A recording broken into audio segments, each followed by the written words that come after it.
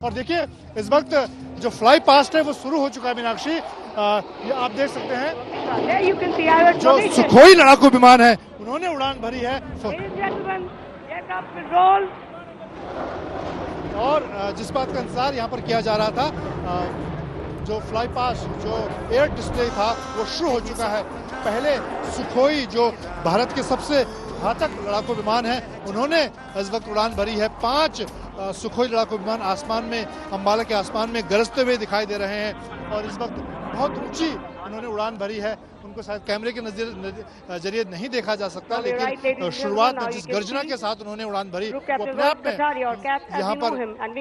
लोगों को रोमांचित करने के लिए ग्रुप कैप्टन रोहित खन्ना जिनके नेतृत्व में भारतीय वायुसेना की अग्रिम पंक्ति का लड़ाकू विमान जिसने आसमान में गर्जना भरी, और मंजीत उसकी तस्वीरें भी दिखा रहे थे। श्वेता, ये तस्वीरें बहुत कुछ कहती हैं और ये वो क्षण है जिसका इंतजार था। और देखिए जो दर्शक दीर्घा में लोग मौजूद हैं, जो गणमान्य हस्तियां मौजूद है, किस कदर रोमांचित वो इस करतब को देखते हुए दिखाई दे रही है।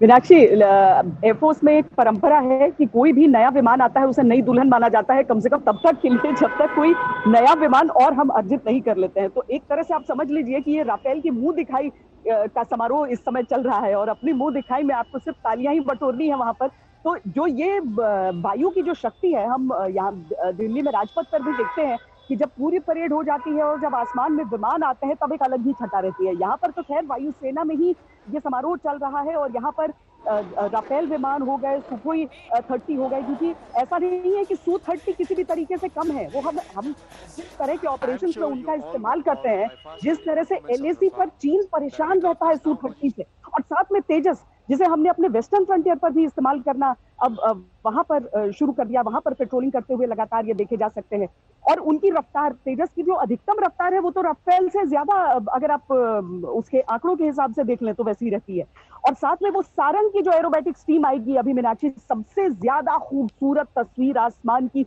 उसी समय रंगी जाएगी, क्योंकि कुछ समय के लिए भले ही एरोबेटिक्स का ये प्रदर्शन नहीं देखने के लिए मिलता था, लेकिन इस साल से ये अपना जो कमबैक कर रहे हैं और ये जो तस्वीरें आसमान में हम कुछ देर में देखेंगे ये अपने आप में अद्भुत होंगी। तो शक्ति के साथ साथ ये भी दिखा रहे हैं कि कितनी काबिलियत है हम में। ये अधिकतम शक्ति वो तो आप दुनिया भर में कहीं भी सर्च कर लीजिए, लेकिन जैसा कि इस बार भी मीनाक्षी, जब वंदे मातरम के लिए मैं गई चिनूक और अपाचे हेलीकॉप्टर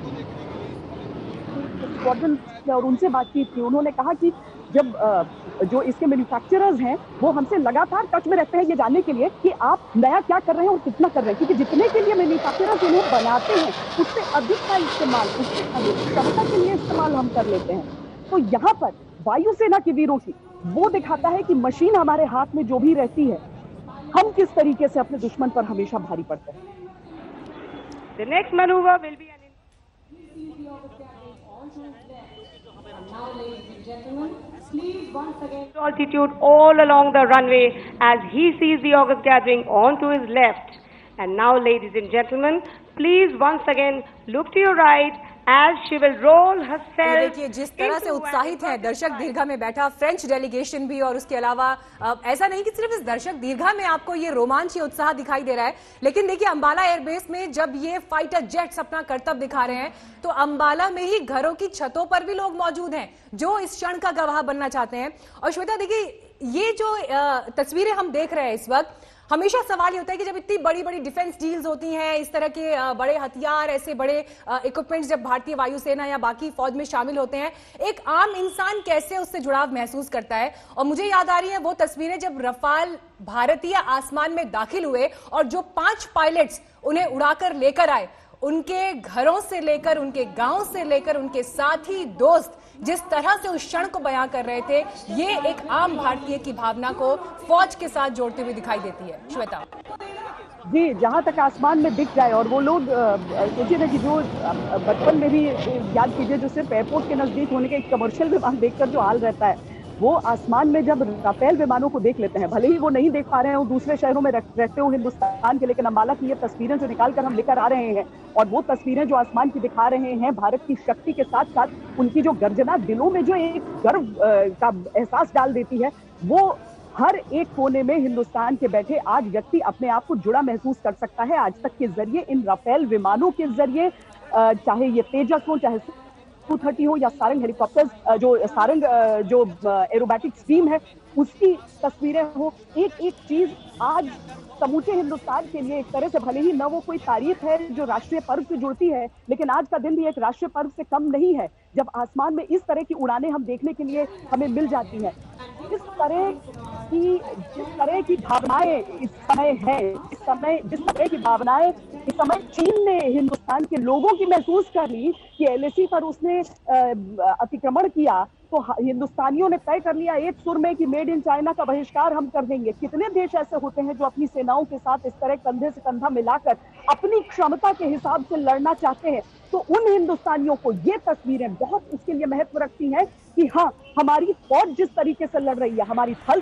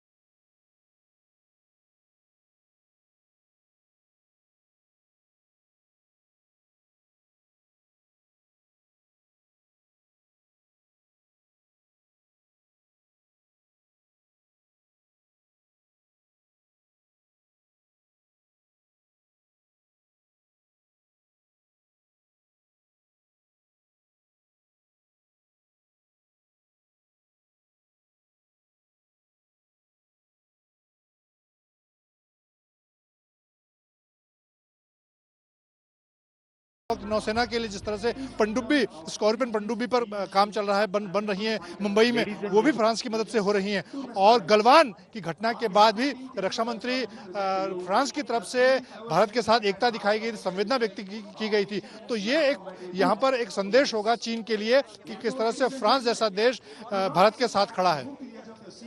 वाकई ये भारत की बढ़ती ताकत की तस्दीक है कि किस तरीके से फ्रांस की रक्षा मंत्री भी, देखिए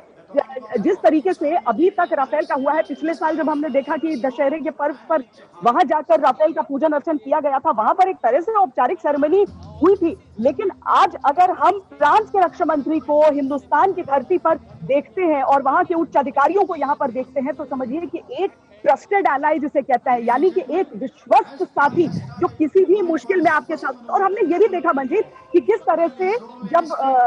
राफेल की डिलीवरी होनी थी, कुछ देर की देरी जरूर हुई थी, लेकिन अक्टूबर में जो हथियार आने थे, फ्रांस ने अपनी सेना से हटाकर